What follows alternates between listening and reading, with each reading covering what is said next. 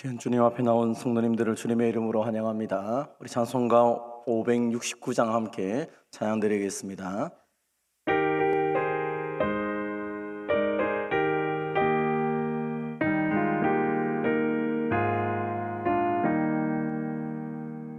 선한 목자 되신 우리 주 항상 인도하시고 푸른 풀밭 좋은 곳에서 우리 먹여주소서. 선한 목자 구세주여 항상 인도하소서. 선한 목자 구세주여 항상 인도하소서. 양의 문이 되신 예수여 우리 영접하시고 길을 잃은 양의 무리를 항상 인도하소서. 선한 목자 구세주여 기도 들어주소서. 선한 목자 구세주여 기도 들어주소서. 흠이 많고 약 우리를 용납하여 주시고 주의 넓고 크신 은혜로 자유 얻게 하셨네. 선한 목자 구세주여 지금 나아갑니다. 선한 목자 구세주여 지금 나아갑니다. 일찍 주의 뜻을 따라서 살아가게 하시고 주의 크신 사랑 베푸사 따라가게 하소서. 선한 목자 구세주여 항상 인도하소서. 선한 목자 구세주여 항상 인도하소서.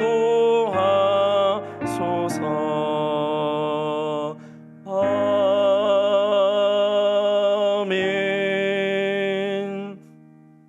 오늘 우리 계신 하나님의 말씀은 요한복음 10장 1절에서 6절까지 말씀입니다. 신약성경 163면에 있습니다. 우리 한 절씩 교독하시고 마지막 6절은 같이 봉독하도록 하겠습니다. 요한복음 10장 1절 하나님의 말씀을 들으십시오. 내가 진실로 진실로 너에게 이르노니 문을 통하여 양의 우리에 들어가지 아니하고 다른 데로 넘어가는 자는 절도며 강도요 문으로 들어가는 이는 양의 목자라. 문지기는 그를 위하여 문을 열고 양은 그의 음성을 듣나니 그가 자기 양의 이름을 각각 불러 인도하여 내느니라. 자기 양을 다 내어놓은 후에 앞서가면 양들이 그의 음성을 아는 고로 따라오되 타인의 음성은 알지 못하는 고로 타인을 따르지 아니하고 도리어 도망하느니라. 예수께서 이 비유로 그들에게 말씀하셨으나 그들은 그가 하신 말씀이 무엇인지 알지 못하니라. 아멘. 본문의 말씀을 가지고 비유로 말씀하시는 예수님이라는 제목으로 함께 은혜를 받도록 하겠습니다. 오늘 본문은 예수님께서 목양에 대해서 비유로 말씀을 하고 있습니다. 두 가지로 말씀하고 있는데요. 첫 번째로 문에 대한 비유죠. 1절 2절입니다. 내가 진실로 진실로 너에게 이르노니 문을 통하여 양의 우리에 들어가지 아니하고 다른 데로 넘어가는 자는 절도며 강도요라고 얘기합니다. 어떻게 보면 당연하지 않습니까? 문을 통하여 들어가는 사람이 목자고 문을 통하지 않고 다른 데로 울타리를 넘어간다든지 하는 사람들은 다 절도며 강도일 것입니다. 그리고 두 번째로 예수님이 비유에 대해서 양의 목자에 대해서 비유를 설명하고 있는데요. 3절에서 5절입니다. 문지기는 그들을 위하여 문을 열고 양은 그의 음성을 듣나니 그가 자기 양의 이름을 각각 불러 인도하여 내느니라. 자기 양을 다 내온 후에 앞서가면 양들이 그의 음성을 아는 고로 따라오되 타인의 음성은 알지 못하는 고로 타인을 따르지 아니하고 도망하느니라. 문지기가 목자를 위해서 문을 열면 양은 목자의 음성을 듣고 따라가게 되는 것이죠. 그래서 목자가 양의 이름을 하나씩 하나씩 불러내면 양들이 다 나올 것입니다. 다 나오고 나면 그 목자가 앞장서면 양들은 그 목자를 따라서 가게 됩니다. 그 당시에 모든 이스라엘 백성들은 이 이야기가 평상시 원래 자신들이 살아가는 삶에 대한 이야기이기 때문에 이 이야기를 이해 못할 사람이 아무도 없습니다. 그런데 오늘 본문 6절을 보십시오. 예수님께서 이 비유로 그들에게 말씀하셨으나 그들은 그가 하신 말씀이 무엇인지 알지 못하느니라 라고 얘기합니다. 다 아는 상식적인 이야기, 그리고 거기에 있는 모든 사람들이 이해하지 못하는 사람이 없을 만큼 다 아는 이야기를 했음에도 불구하고 모든 사람들은 잘 몰랐다라고 말씀을 하고 있습니다. 왜 그렇게 되었습니까? 사실 예수님이 비유를 통하여서 설명한다는 것은, 이 비유라는 것은 가장 쉽게 알아듣게 하기 위해서 하나의 비유를 들어 설명하는 것인데, 예수님이 종종 사용했던 방법입니다. 예수님은 마태복음 13장에서 비유를 설명했던 이유 중에 하나를 설명하면서 그들은 듣기는 들어도 깨닫지 못할 것이요 보기는 보아도 알지 못할 것이다 라고 말을 합니다. 비유라는 것은 아는 사람에게는 선명하지만 오히려 이 비유를 통하여서 그들이 들어도 무슨 말인지 모를 수도 있다라고 말씀을 하고 있는 것입니다. 잘 설명하기 위해서 비유를 설명했지만 그 비유는 오늘 본문에 보면 예수님의 음성을 알아들을 수 있는 사람들, 그 양들은 다 알아듣지만 그렇지 못한 사람들은 알아들을 수 없다라고 말씀을 하고 있는 것이죠. 일반적으로 이 목양에 대해서, 목자와 양에 대한 비유를 구약성경에서 보면 왕과 백성의 관계라든지 하나님과 이스라엘 백성들의 관계를 설명할 때 양과 목자에 대한 비유를 설명하곤 합니다.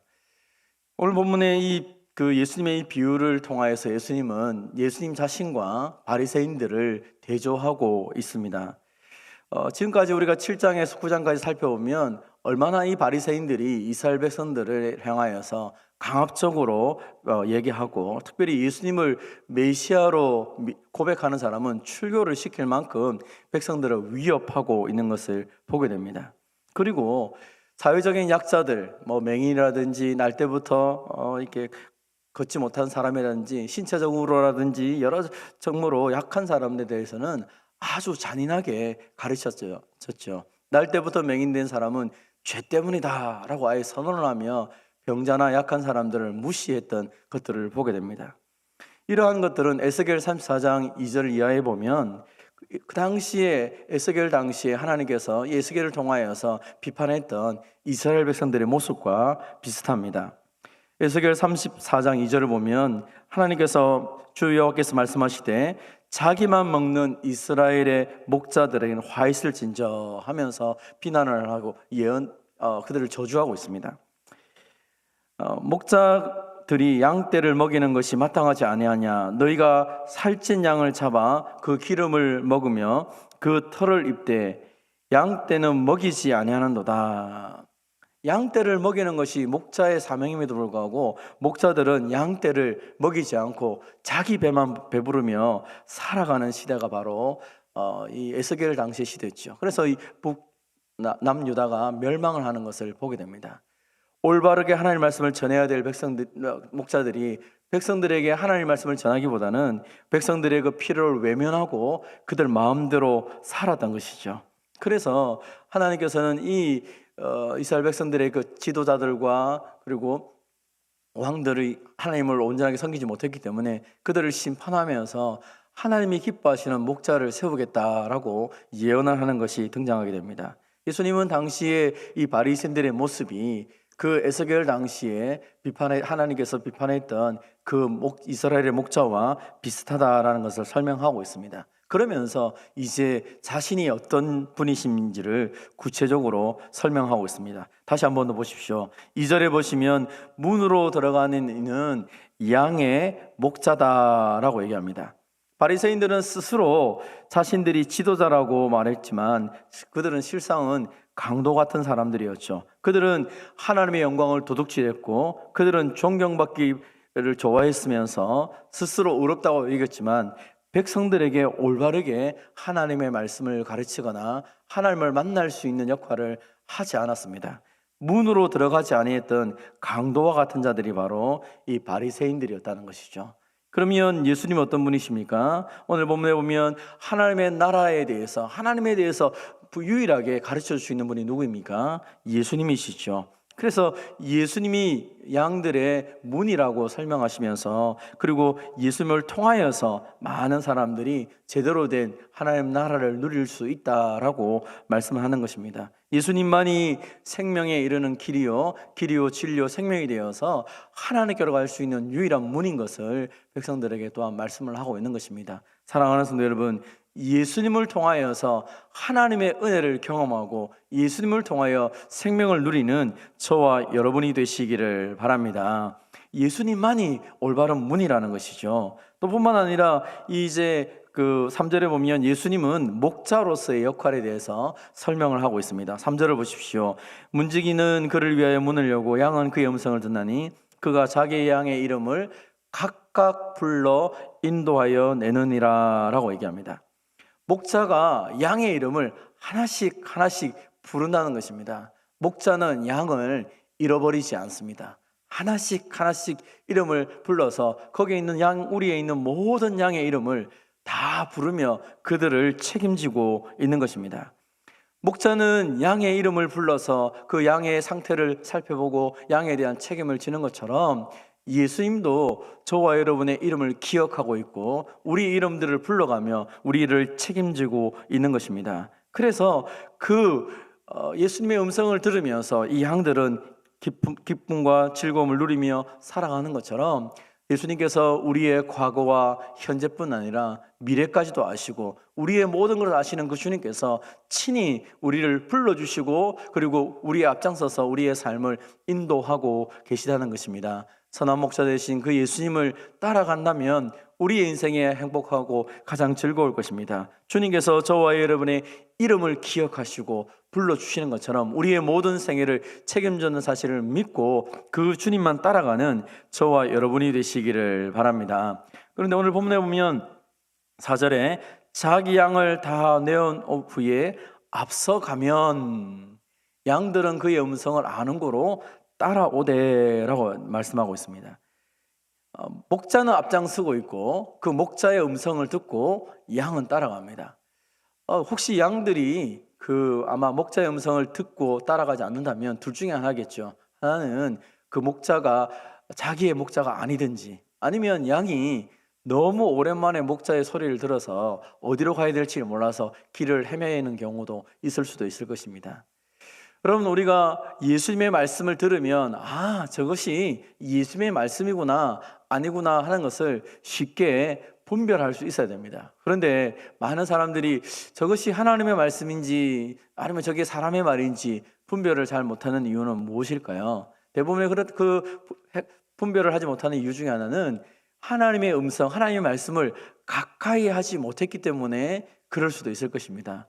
만약 날마다 주의 말씀을 묵상하고 주님의 은혜를 누리고 있다면 저것이 당연히 하나님 말씀이라는 사실을 누구보다도 잘 알 것입니다. 그러나 지금 나의 목자가 누구인지 알지 못하면 갈팡질팡할 수밖에 없는 것이죠. 사랑하는 성도 여러분, 하나님의 말씀을 통하여서 늘 말씀을 묵상함을 통하여 하나님이 오늘 나에게 주신 말씀을 깨닫고 그 말씀에 순종하며 살아가는 저와 여러분이 되시기를 바랍니다.